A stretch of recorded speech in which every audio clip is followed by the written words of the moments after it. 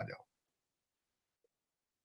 Doctor साहब, एक मैं आखिरी सवाल आपसे करना चाहता हूँ और वो गवर्नमेंट कॉलेज लाहौर के अंदर जो इमरान खान साहब ने एक तकरीर की और वहाँ पे जो फ़ौज के खिलाफ नारेबाज़ी करवाई और जो वाइस चांसलर है उन्होंने कहा कि ये जो इमरान खान है मेरा लीडर है। गवर्नमेंट कॉलेज की तारीख तो बड़ी पुरानी है, बल्कि इन्होंने मकबरा रसूल पे, the holiest place in Islamic world, इन्होंने एक साजिश के जरिए, मैं कई लोगों को जानता हूं जो स्पेशली फ्लाई करके इंग्लैंड से गए थे वहां हंगामा करने। इन्होंने हंगामा किया, उन लोगों को 10-10 साल की सजा हो चुकी का जो है वो सबसे नीचे है, इनकी प्रायोरिटी नहीं है। और उसको जब वो देखते हैं तो आपकी करप्शन की स्टोरियां वो सलाब से ज्यादा लंबी हैं कि आपने कोविड का पैसा भी आपने खाया है, लूटा है उसको भी आपने, उसके बाद सैलाब जदगान का, उसके पहले जलजले के पैसे भी आपने खाए। और मेरा ये क्वेश्चन मार्क होगा कि मुझे ये बताएं कि मैं एज ए बल्कि पाकिस्तानी डायस्पोरा पाकिस्तान पैसे क्यों भेजूं। पाकिस्तानी फौज को भर भर के गालियां वहाँ की ही पब्लिक दे रही है, वो भी कहीं चाइना में, चाइना तो खैर छोड़ दो, भारत में या अमेरिका में या इजराइल में वहाँ बैठ करके पाकिस्तानी फ़ौज को इस तरीके से धमकियाँ, इस तरीके से अपशब्द, इस तरीके से बस गाली ही देना बचा, वो भी दे डाले खुलेआम धमकियाँ, वो कहीं बाहर से नहीं दी जा रही। पाकिस्तान के अंदर, पाकिस्तान में ऐसा भी नहीं कहीं छुप छुपा के कहीं पहाड़ों में, जंगल में, ट्राइबल एरियाज़ में ये सब हो रहा हो। खुलेआम सरकारी कॉलेजों में अगर किसी देश की फ़ौज को इस तरीके से बेइज्जत किया जाए, इस तरीके से धमकी दी जाए और वहाँ का जो बाकायदा कैडर है, जो वहाँ के स्टूडेंट्स हैं, कैडर के तौर पर तैयार हो रहे हों उन्हीं का सर्वनाश करने के लिए, ऐसी चीज़ तो पाकिस्तान जैसे देश में ही हो सकती है जो एक टू नेशन थ्योरी के नाम पे बना था। गवर्नमेंट कॉलेज में फौज को गालियां निकालना और एस्टैब्लिशमेंट के खिलाफ बातें करना, अवाम को आपस में लड़ाना, ये इमरान खान ने जो गवर्नमेंट कॉलेज लाहौर में तकरीर करके किया है, आप इसको कैसे देखते हैं? यूथ की जहन साजी इमरान खान कर रहे हैं कि फौज के खिलाफ हो जाओ, ये आप क्या समझते हैं? ये हमारे लिए और फिर अमेरिका के खिलाफ भी हो जाओ, तो ये मजीद अपनी यूथ को कंफ्यूज करना नहीं है? ये वहां पे मीनारे पाकिस्तान में क्यों नहीं हो सका? और उसके बाद जिस तरह आपने खुद फरमाया है कि उन्होंने जाके क्वेश्चन किया है कि मेरे साइफर के जरिए किन्होंने हुकूमत बदलवाई, नीचे से नारे लगे न्यूट्रल, उन्होंने कहा जी यू आर पॉलिटिकल साइंस, आप पास हो गए। Zaidi is enforcing his own political opinion on the young minds of the students, which is not fair at all, which is not fair at all. और दूसरा, एक ऐसे आदमी को बुलाए और उन पे जब उन्होंने ये सवाल किया था एस्टेब्लिशमेंट के बारे में, नारे लगवा रहे थे, असगर जैदी साहब अगर अच्छे टीचर होते तो उठ के खड़े हो जाते, कहते जी खान साहब नहीं नहीं, यहाँ पे सियासी बहस नहीं करनी, इनकी तामीरी, इनको तामीरी चीजें बताएं आप। I was shocked. I was not only shocked, I'm embarrassed what has taken place. What has taken. अब मैं उसके साथ क्यों अटैच कर रहा हूं? सऊदी अरेबिया से लेकर लंदन, लंदन से लेकर न्यूयॉर्क, मैं अर्ज करना चाहूंगा, इन्होंने मकबरा रसूल पे, the holiest place in Islamic world, इन्होंने एक साजिश के जरिए, मैं कई लोगों को जानता हूं जो स्पेशली फ्लाई करके इंग्लैंड से गए थे वहां हंगामा करने। इन्होंने हंगामा किया, उन लोगों को 10-10 साल की सजा हो चुकी है।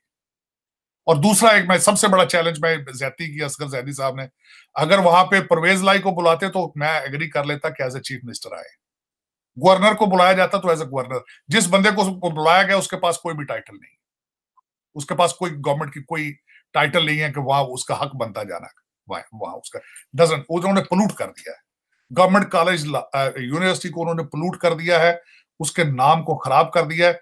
मैं बल्कि ख्वाहिश है मेरी इस चीज की कि असगर जैदी साहब या तो खुद रिजाइन करें या उनसे रिजाइन डिमांड किया जाए।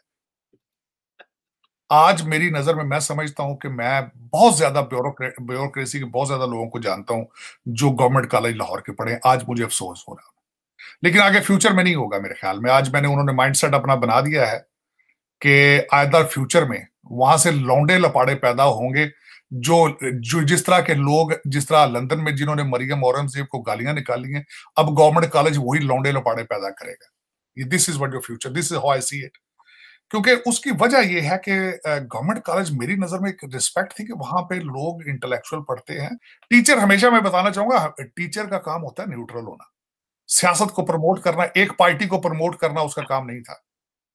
अच्छा हाँ ठीक है, सियासत का उनको लेक्चर देना था तो साथ नून लीग को भी बुलाते, साथ पीपल्स पार्टी के लीडर भी बुला लेते।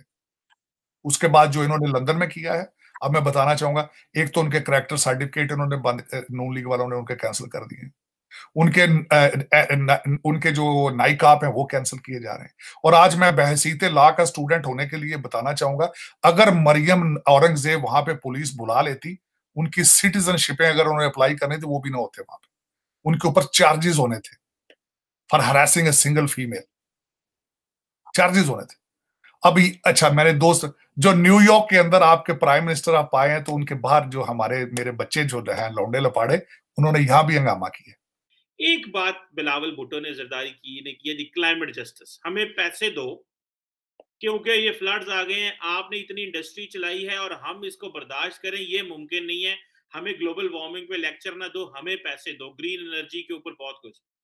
इंडिया को बहुत सारा पैसा ग्रीन एनर्जी में, ग्रीन इनिशिएटिव लेने में मिल चुका है। का जो है वो सबसे नीचे है, इनकी प्रायोरिटी नहीं है। और उसको जब वो देखते हैं तो आपकी करप्शन की स्टोरियां वो सलाब से ज्यादा लंबी हैं कि आपने कोविड का पैसा भी आपने खाया है, लूटा है उसको भी आपने, उसके बाद सैलाब जदगान का, उसके पहले जलजले के पैसे भी आपने खाए। और मेरा ये क्वेश्चन मार्क होगा कि मुझे ये बताएं कि मैं एज ए बल्कि पाकिस्तानी डायस्पोरा पाकिस्तान पैसे क्यों भेजूं, क्योंकि कराची से लाहौर से जब ट्रक जाते हैं वो 20-20 मील पहले ही लूटे जाते हैं, वो लूट जाते हैं। वो मैं अपना हलाल का पैसा कमाया हुआ एक, वो कहते हैं नौवां दी कमाई, नाखनों की कमाई यहां से किस तरह भेजूं। तो उसकी वजह मैंने शायद मैं इस पे अपनी रिसर्च बताना चाहता हूं कि पैसा दुनिया क्यों नहीं देगी। पैसा सिर्फ इस वक्त मगरबी मुल्कों के पास सरप्लस पैसा है, दूसरी दुनिया के पास तो पैसा मौजूद ही नहीं है। अब मगरबी मुल्कों के लिए सबसे बड़ा चैलेंज यूक्रेन है इस वक्त नजर आ रहा है। दूसरा इस वक्त मगरबी दुनिया का प्रॉब्लम है, रशिया ने जो पाइपलाइन बंद की है वो है उसका दूसरा प्रॉब्लम, एनर्जी। तीसरा प्रॉब्लम दुनिया का ये है कि फूड का इन्फ्लेशन है, महंगी होगी फूड, फूड सेफ्टी इशू है दुनिया का। इस वक्त वेस्टर्न दुनिया का आखिरी जो इशू है वो सप्लाई चेन का इशू है। जो चाइना से सामान बन के आता था वो सप्लाई चेन टूटा पड़ा है। वो करना तो डोरे ने हो, वो बेवकूफ ने हो जेडे आर्टिफिशियल इंटेलिजेंस ना घर से चला रहे ने को, उनको नहीं पता कि आप पैसे क्या करते हैं पैसों के साथ। आपके जो बिलावल भुट्टो साहब जिस पार्टी को रिप्रेजेंट करते हैं, उनके एमएनए आप जा रहे हैं सलाबजदगान में, लोग थप्पड़ों से मारते हैं उनको।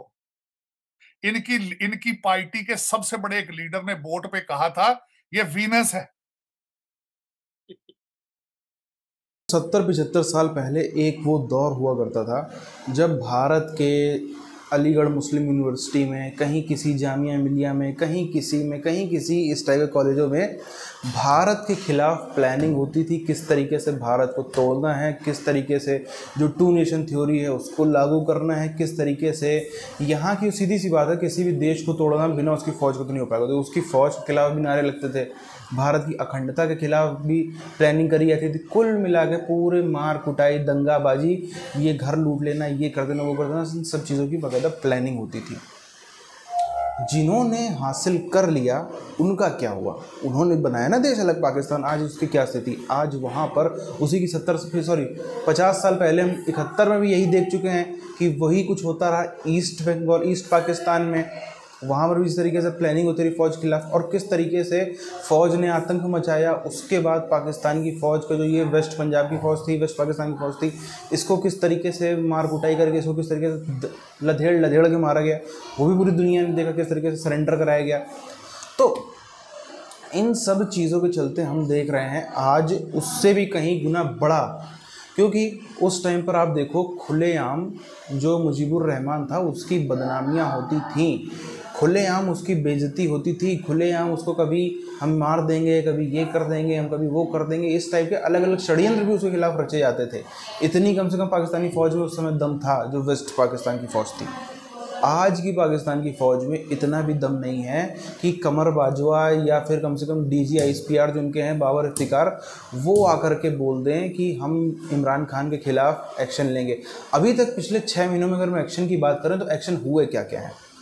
तकरीबन ये बात है जून जुलाई की, 8 PTI कार्यकर्ताओं को हिरासत में लिया गया, जेल में डाला गया, क्योंकि वो पाकिस्तानी फ़ौज के खिलाफ में ये सब काम कर रहे थे, सोशल मीडिया पे अलग अलग अपमानजनक पोस्ट कर रहे थे। एक तो ये कार्रवाई हुई है। एक इमरान खान का नेता है शहबाज गिल, उसको उठा लिया गया था, तकरीबन उसको 15-17 दिन तक रखा, उसको हम मारा पीटा, पर इससे ज़्यादा कुछ हैसियत नहीं हुई है आज तक पाकिस्तानी फ़ौज की कि कुछ भी कर ले, इमरान खान के खिलाफ कुछ भी कर लें, बाकी किसी और बड़े नेता शेख राशिद टाइप के किसी के खिलाफ कुछ कर लें, ऐसा अब तक कुछ भी नहीं कर पाई। तो इधर इसको भी पता नहीं क्यों फ्री हैंड दिया हुआ है, या जो भी ये बहुत अच्छा हो रहा है। अगर भारत के पॉइंट ऑफ व्यू से देखें तो बहुत अच्छा है। इसी तरीके से जब चलता रहे, उधर किसान अपना उत्पात मचाए हुए हैं, इधर ये उत्पात मचाए हुए, सब मिल करके अलग अलग तरीके से चौतरफा वार करेंगे पाकिस्तानी फौज में, तो इनको भागे जगह नहीं मिलेगी।